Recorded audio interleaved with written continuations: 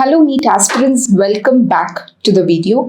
So today we are going to discuss about how you can feel confident about your preparation. We're going to see how to feel confident about your Neet examination preparation. We're going to see top 10 points that's going to help you to feel confident about your preparation. So there might be a point in time during your preparation where your confidence might fall down. So how do you make sure that you have that confidence about the examination? So that's what we're going to see. I'm Dr. Vaishali, academic specialist at Biotechnica. Biotechnica is a space where we guide you in anything and everything regarding your bioscience career. Come, let's explore the topic. So the first step that I have for you is self-belief. So till you have confidence in yourself, you are not going to have confidence with your preparation. So first and foremost, believe yourself, believe that you have that hope, strong boost of hope. Only this will give you that confidence that's needed about your examination, right? So this self-belief will also come when you're doing good planning, preparation, and consistent study. So when all of this goes well, automatically your confidence is going to boost. Right? Your confidence about the examination, your preparation is going to boost, and you're going to believe in yourself. So it's basically going to be a loop in itself.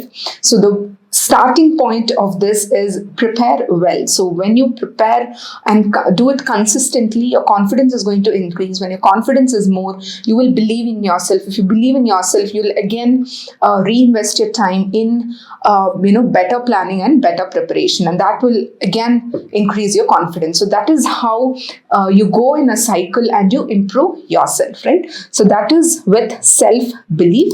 The second tip that I have for you is get ready. Now, what do I mean by get ready? First of all, you need to analyze about yourself. You need to get ready for that competitive exam, right? So first, you need to analyze yourself with SWOT analysis. Now, what do I mean by SWOT analysis? It means strength, weakness, opportunity, and threat. So simply put, it is, if you can see this particular image here, right? So it's about, so SWOT analysis means so this strength and weakness, so it is an internal analysis that you do, the strengths, your strengths and weakness, and the opportunity and threat, that means the external factors that will influence your preparation. So that is what strength, weakness, opportunity and threat means. So you might be good at one particular subject, but for example, you're good at zoology and you're weak at botany, right? So that will so zoology will go into your strength and botany will go into the weakness. And for example, hypothetically, if the examination has more weightage on botany, then that will become your threat. But if it has more weightage on, say, zoology, then that will be your opportunity, right? So that is how you write down what your strengths, your weakness, your opportunities, and your threats are with respect to this particular examination. And once you're able to do these, right, you're able to jot down all of this, then you prepare your timetable according to your strength and your weakness, and you try to make your weakness into your strength. That is, if you are weak in botany, then convert it into your strength. That is, you spend so much time in botany, so much of effort in botany, that it becomes your strength, right? So that is what you can do with SWOT analysis. So prepare a timetable and make sure that you're consistently following that timetable. That is how you can get ready for this examination, right? So that is the second point. The third tip is have a clarity on the targets. Now, what is the target that you have set for yourself about this examination, right? So what is the rank that you want to achieve and how can you achieve it? So these things has to be very clear in your mind as to what is the target that you're looking at and how can you achieve it, what should you do to achieve it. And not just this, to attain that one particular goal, what are the smaller targets or what are the smaller milestones that you have to do to attain that particular target? That is the everyday targets that you must have, every day or every month or every week targets that you must have to attain your final goal, right? So all of this kind of clarity has to be there in your mind, right? So that is with respect to targets. The fourth point is plan and prepare. So we talked about it previously as well, how you need to be consistent and persistent about your preparation. That will boost your confidence as well. So you need to have a thorough timetable about what you'll be studying on an everyday basis, everyday, weekly and monthly as well. Only when you have this timetable, only when you have that clarity about what you need to study, only then you will be able to implement them when you're studying as well, right? So that's the reason you need to have the thorough timetable. Thirdly, study well, test yourself, evaluate those tests, analyze the tests, correct the mistakes and learn from your mistakes, right? So this is the strategy that you need to follow, that is study, test, evaluate, analyze, correct and learn, right? So this is very important. And apart from the study that you have to do, also include the breaks that you'll be taking in your timetable itself, so that it's clear about what is the time that you have to focus on and what is your break time as well, right? So because taking breaks is also important during your study process, because it will give that refreshment or that rejuvenation to the mind, so that your next session will be more productive, right? So that's also important when you're planning for your preparation, right? So that's with respect to the fourth point. The fifth point that I have for you is regular self-evaluation. So it's not just the study that's important, but also about the evaluation. That is, where are you standing? Because this is a competitive examination. You're competing with others. So you need to, on a regular basis, know where exactly you're standing, what are you lacking, and what is that extra effort that you must put. So for that, you need to practice and you need to also give tests. It's not just question practice, but also test practices you must give, right? Only when you give those tests will you realize what mistakes you've made in that particular test, where have you gone wrong, and how did you make that mistake, how to approach a question, and why did you make that particular mistake, and what can you do to avoid that mistake, right? So that is how you analyze the mistakes and you get back on the right track in your next mock test or in your next question, right? So it's very important for you to first evaluate yourself and then analyze yourself. So this will also boost your confidence. So as in when you're improving, right? So maybe in the first mock test, you're like scoring very low. But once you analyze that, once you realize that this is the mistake that you're making, and then you try to correct it in your next mock test, and then you're able to score more, right? That is when your confidence is going to get boosted up. And that is how it will help that's how you'll fall into the loop and then you'll prepare better, right? So that is with respect to the fifth point.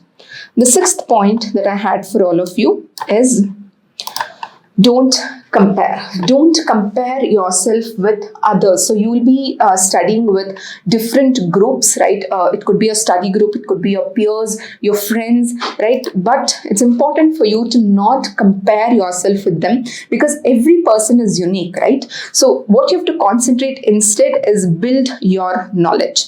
Build your knowledge and skill set, and don't lose confidence by comparing yourself with others.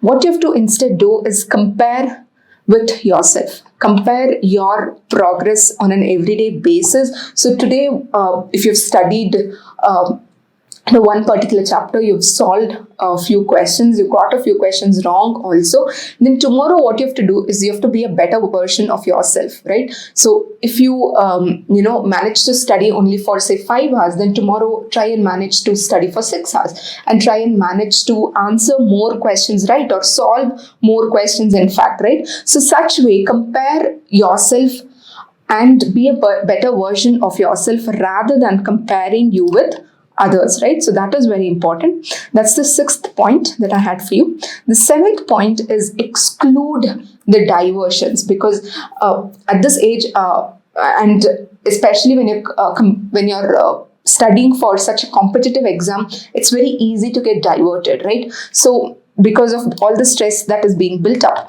But what you need to remember is consistency is the most critical point when this examination is concerned. So if at all you're losing this consistency, if at all you're falling prey to these diversions that is coming in front of you, then you lose the consistency, and that will hamper your preparation, and that will bring your confidence down as well, right? So that is not something that we want. So yes, you need to be consistent. You need to exclude all the diversions that's there in your life.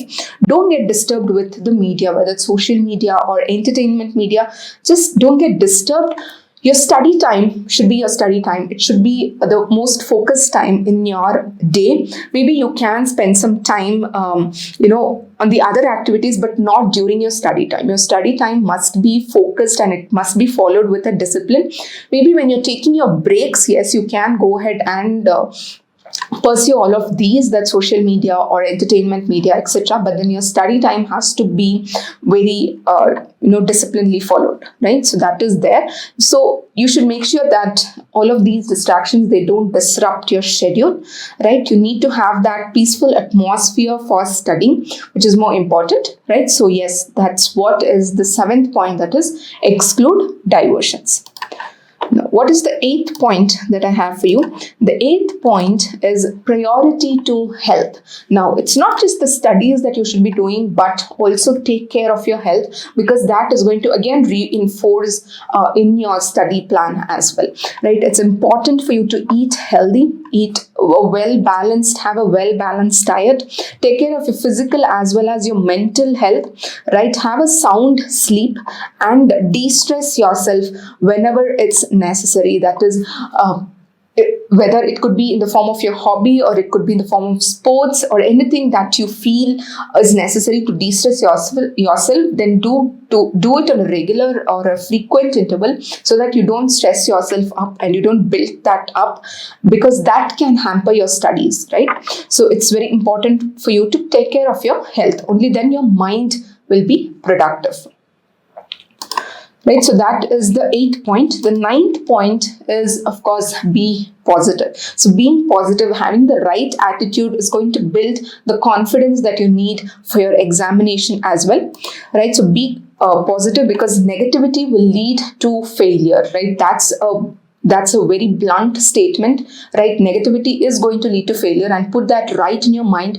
Be positive about your preparation. Be confident about your preparation. Believe in yourself, and that is what is going to take you to the next level. So it improves your confidence. Being positive will improve your confidence, and it will boost the preparation that you're doing, right? So as we talked about, it's a loop, right? When you have more confidence, your preparation, it will be reflected in your preparation as well. You will have more more positivity to work well or study well as well. So yes, be positive, have that smile, and believe in yourself, right? So that's more important.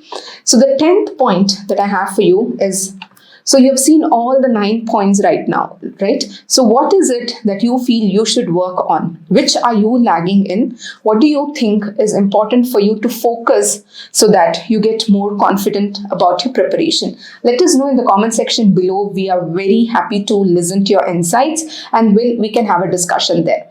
I'm sure this video was super helpful for all of you who are preparing for NEET examination. Thank you so much, and see you all until next video.